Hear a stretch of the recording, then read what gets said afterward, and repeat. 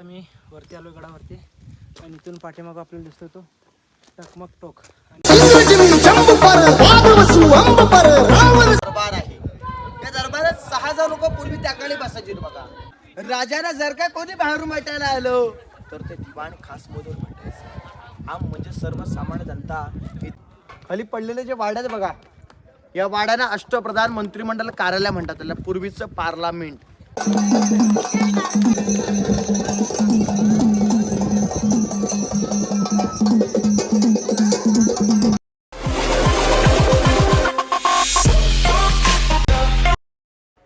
नमस्कार मित्रांनो, स्वागत आहे आपल्या नवीन व्हिडिओमध्ये. रायगड पार्ट 2मध्ये जर तुम्ही पहिला भाग बघितला नसाल तर नक्की बघून घ्या. त्यामध्ये आपण राजवाडे, राणी महाल, हत्ती तलाव, गंगासागर तलाव आणि अष्टप्रधान मंडळाचे वाडे बघितलो आहोत. जर ते पाहिला नसेल तर नक्की पाहून घ्या. शिवकाळामध्ये त्या स्वराज्याचा राजकारभार इथं चालत होता. तसंच ह्या स्वराज्याचा व्यापार पण याच ठिकाणी चालत होता. कारण आपण बघू शकता व्यापारासाठी विविध दुकाने बांधली आहेत. मित्रांनो, रायगड किल्ला खरंच खूप भव्य आणि दिव्य आहे. एक दिवस पण कमी पडेल जर आपण पूर्ण किल्ला जर बघायचा असेल, फिरावं म्हटलं ना, एक दिवस पण अपुरा आहे, पूर्ण होणारच नाही किल्ला पाहून एका दिवसामध्ये. मित्रांनो, आपल्या पाठीमागे दिसतो तो टकमक टोक. असं म्हटलं जातं की स्वराज्यातील गद्दारांना जो चुका करतो त्यांना या कडेलोटावरनं खाली पोत्यात भरून कडेलोट केलं जात होतं. शिवाजी महाराजांच्या काळात असं काही झालं नाही. महाराजांनी कोणाला शिक्षा दिली नाही आणि संभाजी महाराजांच्या काळात मात्र संभाजी महाराज चुका केलं, कोणाला सोडलं नाही. आज गडावर खरंच खूप गर्दी आहे. सहलीचे सीझन असल्यामुळे खूप साऱ्या शाळांची शैक्षणिक सहल गडावर आलेली आहे. चांगली गोष्ट आहे, यायलाच पाहिजे. पण आज मी 2-3 वेळा आलो पण आज पहिल्यांदा एवढी गर्दी बघू शकता. इकडं पण आहेत. तिथे काय दिसतात का नाही काय माहीत, दिसतात. कमीत कमी 10पेक्षा पण जास्त शाळांची सहल आज रायगडावर आहे.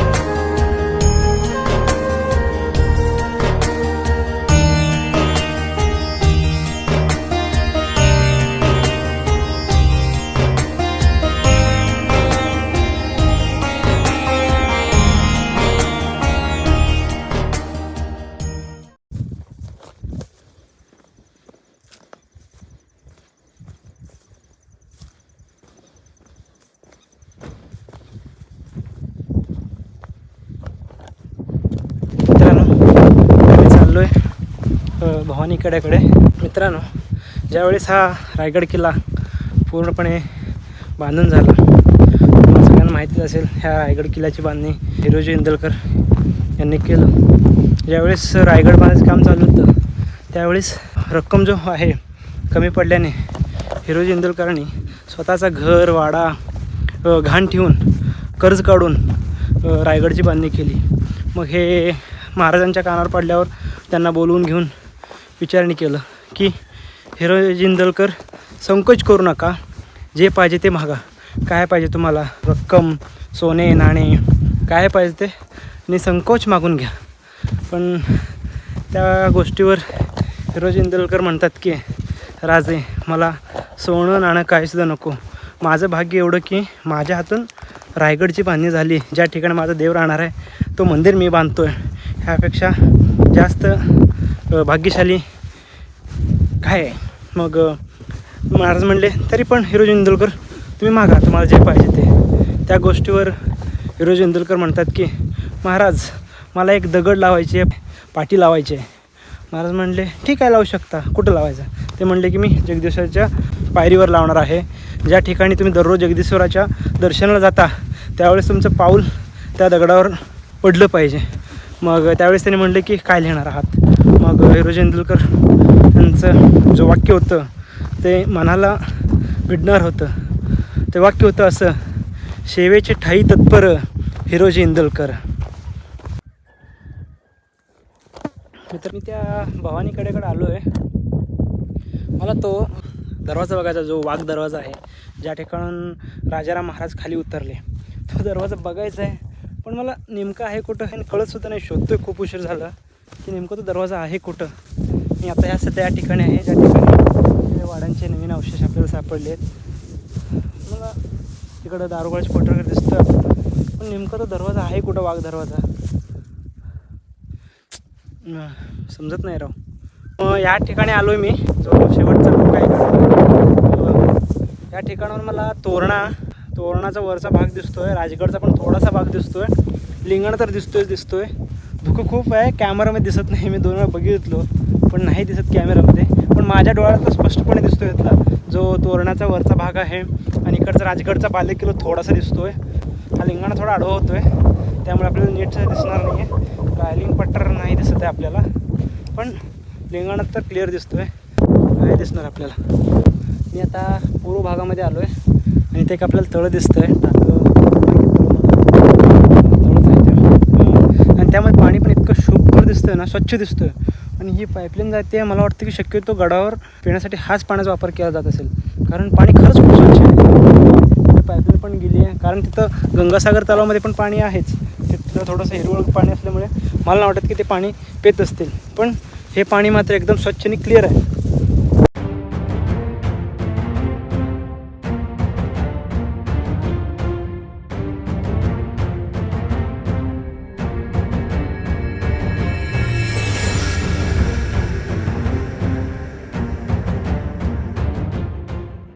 आता मी जगदीश्वर मंदिराकडे जाऊन येऊन टकमक टोकाकडे चाललो आहे.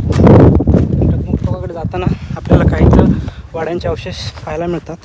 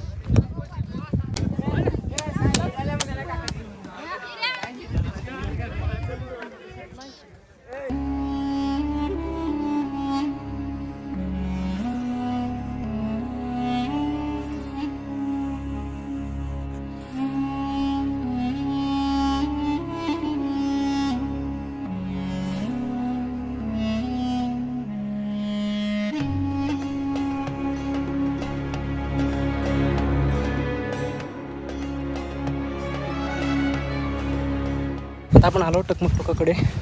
टकमक टोक म्हणजे या कड्यावरून एकतर वरून पाणी खाली जाईल नाहीतर खालून हवावर येईल. पण एखाद्या व्यक्तीचा गनिमाचं किंवा येणं उतरणं किंवा चढणं शक्यच नाही आहे. मी अगोदर तिकडे पश्चिम कड्याकडे जाण्याचा प्रयत्न केला, पण ते लोक बोलले की तुम्हाला जर जायचं असेल तर गाईड घेऊनच जावा, रिस्क घेऊ नका एकटे जाऊन. सो ती मी पण ठरवलं की ठीक आहे जाऊ दे. तर आलो आपण टकमक टोकाकडे. पश्चिम कडा ज्याला आपण हिरकणीचा कडा किंवा हिरकणी बुरुज म्हणून पण ओळखला जातो. तो काय हिस्ट्री नेमकं काय त्याचं म्हणजे इतिहास काय, ही कोजागिरी पौर्णिमेच्या दिवशी गडावर एक मोठं समारंभ होतं. त्यावेळेस वाडीतल्या सगळ्या स्त्रियांना गवळींना दूध आणणं वरी गडावर आणण्यासाठी सांगितलं गेलं होतं. मग हिरकणी नावाची एक गवळण दूध घेऊन गडावर आली, पण तिनं हे विसरून गेली की ते भव्य दिवस समारंभ पाहण्यात की गडाखाली तिचा एक लहान मुलगा बाळ खालीच आहे. मग त्यानं त्या दिवशी तिने खाली उतरण्याचा प्रयत्न केला, पण गडाचे दरवाजे बंद झाले होते. त्यामुळे तिने दरवाजा बंद झालेत, पण आता खाली उतरायचं म्हणून तिनं त्या पश्चिमकडे कुठलाच बुरुज नव्हता त्या बुरुजावरून खाली उतरली. खाली उतरून गेली. ज्यावेळेस तिला समजलं, महाराजांना समजलं की कोणीतरी गडावरून खाली उतरून गेलं, मग दुसऱ्या दिवशी तिला बोलवून घेऊन विचारलं की कसं उतरलीस तू. मग त्यावेळेस तिचं उत्तर जो होता तो मनाला भिडणारा होता. तिनं हे बोललं की काल जे उतरली ते मी नव्हती, एक लहान लेकराची आई होती, जिचा मुलगा खाली वाडीमध्ये राहिलेला, त्याची हाक माझ्या कानावर येत होती रात्री. तो भुकेला होता, त्यामुळे मला हा कडा उतरून जाणं भाग होतं. म्हणून तिनं तो हिरकणी कडा पश्चिम कडा उतरून खाली गेली. मग महाराजांनी तिला दंड देण्याऐवजी हिरोजी इंदलकरांना बोलून त्या ठिकाणी एक बुरुज बांधला आणि असं सांगण्यात आलं की त्या बुरुजाचे नाव हिरकणी ठेवा. तो आपल्याला दिसतो इथून हिरकण बुरुज हा असतो. आता कुठलं गाव तुझं? बेळगाववरून आलाय दादा तुमची आयडिया आहे का सोडणार? हां यूट्यूबला आहे बघ, DR अतुल व्लॉग 77 म्हणून. इंस्टाग्रामवर आहे का? हो तेच आहे. काय म्हटलं आहे तिचं नाव? DR Atul vlog 77.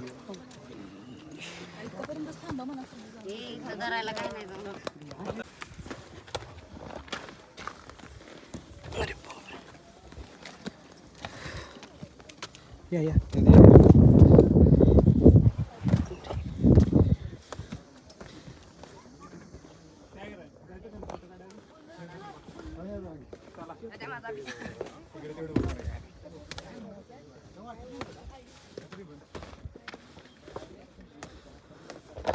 हा टकमक टोकचा शेवटचा पॉईंट आहे.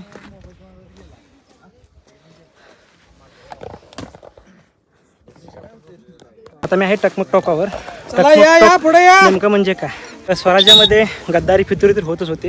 असं म्हणलं जातं की जो कोणी गद्दार असेल, स्वराज्यद्रोही असेल, जर कोणी चुकीत घावला तर त्याला ह्याच ठिकाणी पोत्यात भरून कडेलोट केला जात होता. म्हणून याला टकमक टोक म्हणलं जातं. असं म्हणलं जातं की शिवाजी महाराजांनी कधी कोणाला ही शिक्षा दिली नाही, पण संभाजी महाराजांनी चुका करणं कधी सोडलं नाही. आता मी गड उतार होतो आहे. आपला पूर्णपणे गड पाहून झालेला आहे. हिरकणी बुरुज सोडला तर बाकी सगळं मी कवर करायचा प्रयत्न केलोच. व्हिडिओ कसा वाटला हे तुमची प्रतिक्रिया कमेंट करून कळवा. व्हिडिओ आवडला तर लाईक करा, चॅनलला सबस्क्राईब करा. धन्यवाद. जय शिवराय, जय महाराष्ट्र.